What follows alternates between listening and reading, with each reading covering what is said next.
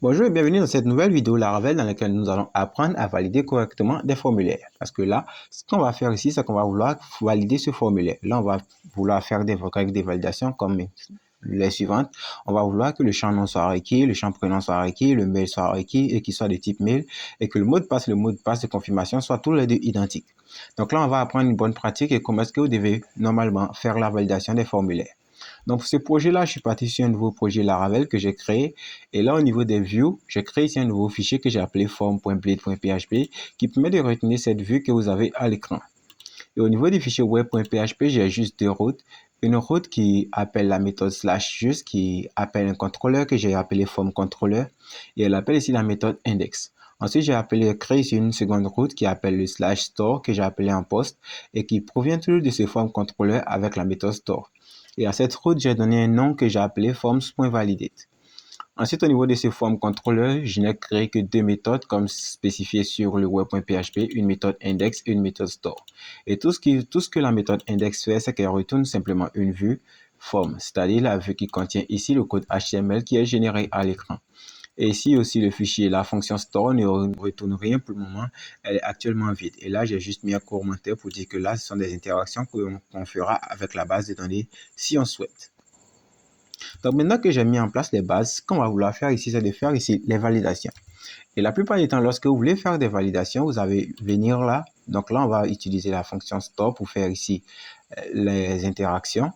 Donc ici, au niveau du form.blade.php, vous allez voir qu'au niveau du formulaire, j'ai créé ici une action avec la route forms.validate. Et cette route, je l'ai définie au niveau du web.php directement ici. Ensuite, là, j'ai mis ici un jeton de CSRF pour protéger le formulaire. Et j'ai écrasé la méthode ici en l'appelant apost. Et ici, cette route forms.validate, elle appelle la méthode store du form controller. Donc, spécialement cette méthode. Donc ici, la plupart du temps, quand vous voulez faire ici des validations, ce que vous faites la plupart du temps, c'est que vous injectez ici la façade request qui provient de Illuminate HTTP request. Et là, vous la renommez ici à une variable request. Et ici, lorsque vous voulez faire vos validations, vous faites ici un $request, ici validate. Et là, vous mettez ici les champs de vos validations. Par exemple, vous mettez ici champ 1. Et si vous mettez ici la condition. Donc, procéder ainsi, ce n'est pas mal. Ce n'est pas vraiment mal. C'est vraiment quelque chose de bien. Mais il peut arriver que vous ayez un formulaire avec plusieurs règles de validation. Et ici, ce qui est recommandé de faire, c'est de conserver ici vos fichiers le plus clair et le plus lisible possible, ou le plus fluide, ou un fichier que vous pourrez manipuler le plus rapidement possible. Donc, ce qui est recommandé de faire lorsqu'on travaille avec Laravel, c'est de séparer ici tout ce qui concerne les règles de validation d'un côté et le traitement qui sera effectué lorsque ces validations seront respectées d'un autre côté. Ici, lorsqu'on veut créer ici un fichier qui va permettre de gérer les règles de validation, on a tendance à utiliser cette méthode que je viens de montrer là. Alors que là, on peut utiliser la méthode, les requests que Laravel a intégrés pour pouvoir gérer ici les règles de validation. Et là, on va apprendre ici à utiliser ici les requests. Donc là, on va venir au niveau du terminal. On va ouvrir ici un nouveau terminal et là, je vais agrandir. Et ici, pour créer ici une nouvelle request, on va faire un PHP artisan make deux points. Et ici, on met ici le mot-clé request. Et là, on doit passer ici un nom à l'autre request. Et le nom est optionnel. Vous pouvez choisir le nom que vous souhaitez. Donc là, moi, dans mon cas, puisque c'est un formulaire que je souhaite faire ici la validation, je vais l'appeler ici form validate request. Donc, form validate request. Et là, quand je finis de faire ça, je clique ici sur Entrée. Et au niveau de mon arborescence, j'aurai ici le dossier App. À l'intérieur de ce HTTP, je verrai plus bas un nouveau dossier qui va s'appeler Request. Et si je déroule ici ce nouveau dossier Request qui vient d'apparaître, je verrai à l'intérieur la request que j'ai créée. Dans mon cas, c'était le form validate request. Et si on ouvre ici le fichier qui est nouvellement créé, on voit que là, il a juste une méthode authorize qui retourne ici un booléen. Et ici, il est mis par défaut à false. Et là, on a juste une fonction rule qui retourne ici un tableau vide pour le moment. Donc, ce qu'on va faire, c'est que là, ici, on va vouloir lier ici cette request à notre méthode store. Donc là, ce qu'on va faire, c'est qu'on va dire que là, plutôt que d'appeler ça request, donc je vais d'abord supprimer tout. Je vais appeler ici mon form validate request. Et si ce form validate request, je vais l'appeler ici je vais la renommer ici en $request. Et ici, pour vous qui n'avez pas l'auto-import, vous devez venir juste tout là-haut, venir ici faire un use de app HTTP request. Donc là, vous suivez l'arborescence en partant ici de app HTTP request et ici le nom du fichier. Donc maintenant que ça c'est clair, une fois que j'ai lié ici la request à ma méthode store, si je retourne ici au niveau de mon navigateur maintenant et que je rafraîchis la page et que je clique ici sur soumettre la validation, j'aurai ici un 403 this action is unauthorized, c'est-à-dire que là l'action n'est pas autorisée. Et pourquoi est-ce qu'il me retourne ici ce message? Parce que lorsqu'on utilise ici les requests, au niveau de ces requests, on a une fonction ici authorize. Et comme je l'avais expliqué plus tôt, la fonction authorize permet d'autoriser ici cette request à être prise en compte pour faire la validation. Donc, tant qu'elle va retenir ici false, votre utilisateur ne pourra pas avoir accès aux règles de validation que vous aurez définies ici. Donc, si lorsque vous utilisez ici les requests, la première chose à faire, c'est de définir ici le authorize à true. Donc ici, au niveau de la fonction authorize, plutôt que de retenir ici un false, vous avez juste ici à retenir ici true. Donc, on retourne ici vrai, et cette fois-ci, on retourne ici encore sur le site et qu'on rafraîchit maintenant. Vous allez voir qu'on aura ici une page blanche qui va apparaître. Donc là, on va maintenant penser à définir ici nos règles de validation. Donc, je retourne ici sur la page. Notre première règle de validation qu'on va vouloir avoir, c'est d'avoir le nom ici comme étant requis. Et si on revient ici sur le formulaire.blade.php, on voit que non, au niveau du champ nom, on a ici mis un name de name. Donc ici, c'est ce name qu'on va utiliser pour faire ici le filtre. Donc au niveau du form validate request, dans la section role, je définis d'abord le nom du champ. Donc le premier champ, c'est name. Et ici, je mets ici un pointeur et je définis ici les conditions. Donc les conditions, elles sont la plupart du temps mises en anglais. On a la condition required qui permet de nous assurer que le nom, que la valeur est requise. On a la condition min pour nous assurer qu'on aura ici une valeur minimale. Et ici, on aura la condition max pour nous assurer qu'on aura ici une valeur maximum. Donc là, on dira que le nom est requis et il doit être compris entre 4 et 25 caractères. Donc, il suffit juste de définir ici une fonction, un élément dans le tableau des règles. Et cette fois-ci, je retourne ici sur le site et que je rafraîchis et que je clique ici sur soumettre validation. Je vois que là, je suis automatiquement redirigé sur le formulaire. Alors là, on ne voit pas ici les messages d'erreur. Et comment est-ce que je peux ici faire pour afficher les messages d'erreur? C'est plutôt simple. Je vais le retenir ici au niveau de mon formulaire. Et ici, venir inclure ici la condition d'erreur. Donc ici, je vais faire un @error. Et ici, je spécifie ici le nom du champ. Name. Et ici, je vais créer ici une span avec la classe error. Et ici, la span. Et ici, je vais donner la classe error. Et ici, pour cette span, je vais lui dire que le message, ça sera le message qui proviendra de l'erreur. Et pour appeler ce message-là, j'ai juste à l'appeler ici en $message. Parce que ici, j'ai spécifié qu'on sera dans le cas où l'erreur concernera uniquement que le champ name. Donc, ce champ qui a été défini ici. Donc, si je fais c'est que j'enregistre la page et que je rafraîchis et que je clique ici sur soumettre la validation, on aura ici the name field is required. Alors là, on a ici une validation qui est effectuée. Mais si on remarque que le message de la validation est mis ici en anglais. Alors, comment est-ce qu'on peut faire ici pour personnaliser ici ce message de validation? Donc, le principe est plutôt simple. On reste toujours au niveau de la request. Et juste après la fonction role, on va créer ici une nouvelle fonction qui est intégrée au request. Donc, c'est la fonction message. Donc, ici, on va faire un public function et ça sera message.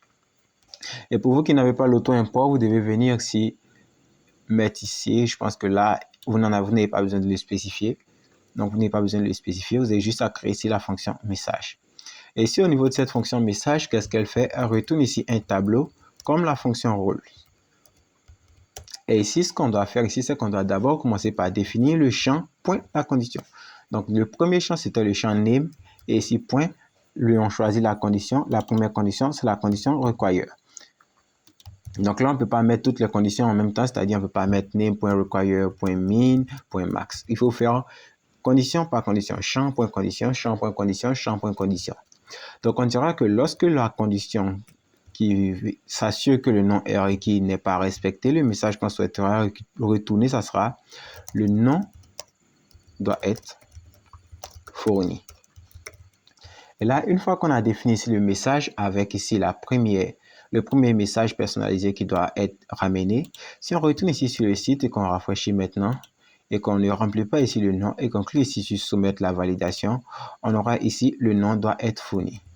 Et ici, on a une autre condition qui demande à ce que le nom soit au minimum 4 caractères. Et si pour le nom ici, je mets 3 caractères, par exemple AAA, et que je clique ici sur soumettre validation, Je vois ici un autre message en anglais qui me dit « The name field must be at least 4 characters ». Ce qui veut dire que pour cette seconde condition, il va falloir que je définisse encore un nouveau message personnalisé. Donc, c'est parti. Je fais ici un name.min. Et je dirais que dans ce cas-là, le message qui doit être retenu, ça doit être le nom, doit contenir au minimum 4 lettres. Et là, si je fais ça et que je rafraîchis à nouveau la page et que je clique ici sur AAA, je mets 3A, et que je clique ici sur Soumettre validation, on aura ici le message personnalisé qui apparaîtra. Le nom doit contenir au minimum 4 lettres.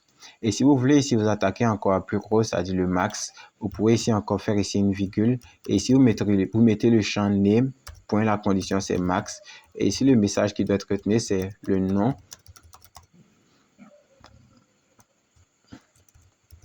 Le nom ne doit pas excéder 25 lettres.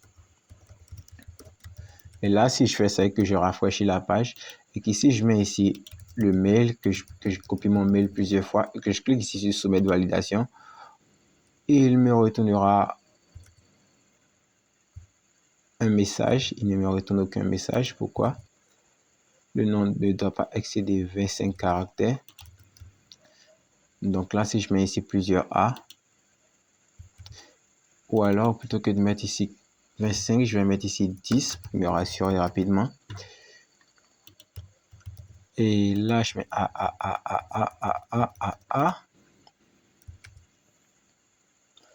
Et là, je ne comprends pas pourquoi est-ce que là, la condition ne peut pas être respectée, parce qu'ici, j'ai mis ici une virgule. Et là, c'est le trait de séparation. Donc, il va falloir séparer chacune de ces conditions avec ici le trait de séparation et non avec une virgule. Donc là, si je retourne ici, je vois le nom ne doit pas excéder 25 lettres. Et si je vais encore remettre ici les 25, et je vais rafraîchir la page et je vais recliquer ici avec le grand nombre de A et je clique ici sur Soumettre validation. J'ai le message personnalisé qui apparaît. Le nom ne doit pas excéder 25 lettres.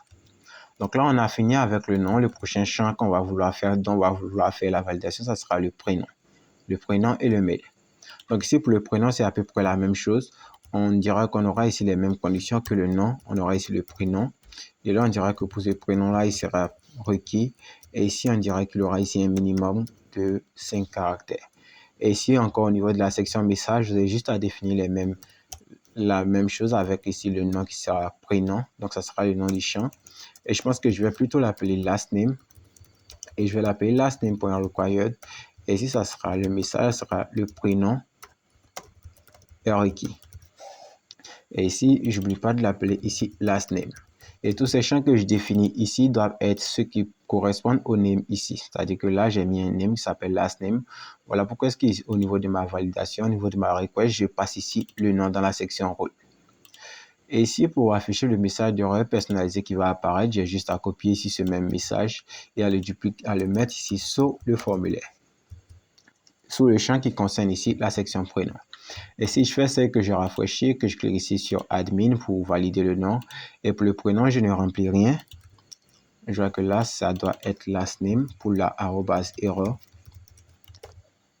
Donc, je mets ici admin et pour le prénom, je mets rien. Je vois le prénom est requis. Donc ici, pour toutes les autres validations, vous avez juste à faire la même. Et ici, on va s'attaquer maintenant à la validation du mail. Donc ici, pour le mail, ça sera à peu près la même chose. On retourne ici dans la validation, dans la request. Et ici, on aura email. Et la première règle de validation, c'est qu'on va vouloir que les mails soient requis. Ensuite, la seconde règle de validation, c'est qu'on va vouloir que le mail soit au format email. Et ici, on va venir définir des messages personnalisés pour tout un chacun. On aura ici email.required qui sera le mail est requis. Et ici, un email.email qui sera le mail n'est pas valide. Donc là, je vais mettre un accent, donc je vais échapper. Je vais mettre ici le name n'est pas valide. Et ici, au niveau du form.blade.php, pour le mail, je fais à peu près la même chose. Je copie ici l'erreur. Et ici, plutôt que de faire @error lastname, je fais ici @error email. Et on va procéder ainsi aussi pour le mot de passe. Donc là, ça sera password. Donc là, on va vouloir faire ici un password. Et ici, pour le mot de passe, on va dire qu'il sera simplement requis. Et là, on aura encore un second champ qui sera confirm password. Et ici, la condition, ça sera aussi requise. Donc ici, on peut venir afficher ici des messages personnalisés avec le mot de passe. On dira un password.required et ça retournera le mot de passe est requis. Et ici, au niveau du form.blade.php, on a juste ici à venir définir ici note @error et @nerror pour le mot de passe. Donc ici, ça sera @error password. Donc là, si on fait, c'est qu'on essaie de soumettre, de valider maintenant les autres champs avec de bonnes adresses. Là, je vais mettre ici une fausse adresse mail pour qu'elle soit invalide.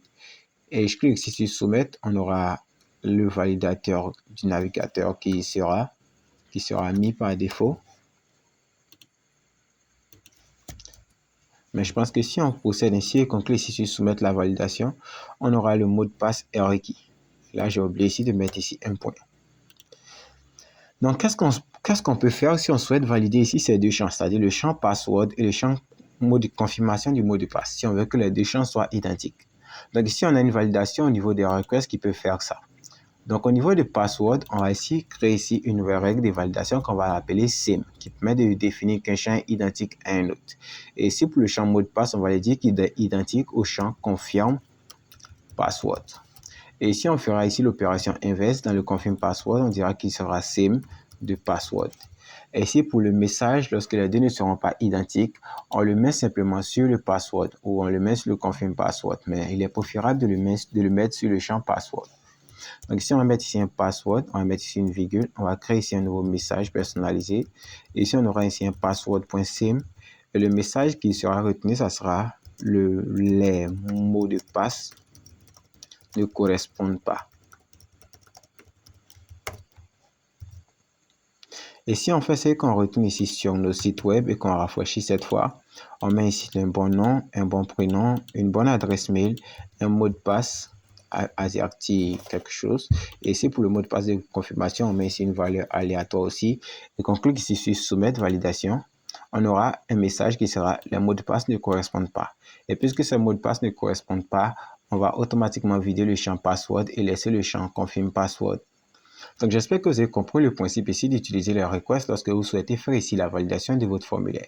Donc, si vous avez des questions, n'hésitez pas à les poser dans la section des commentaires. Et si cette vidéo vous a plu, vous a appris ne serait-ce qu'une petite chose, n'hésitez pas à liker, ça aide pour le référencement. Et si vous n'êtes déjà pas abonné à cette chaîne, n'hésitez pas aussi à vous abonner, ça permettra plus tard peut-être de nous permettre de faire des interviews à de grands développeurs.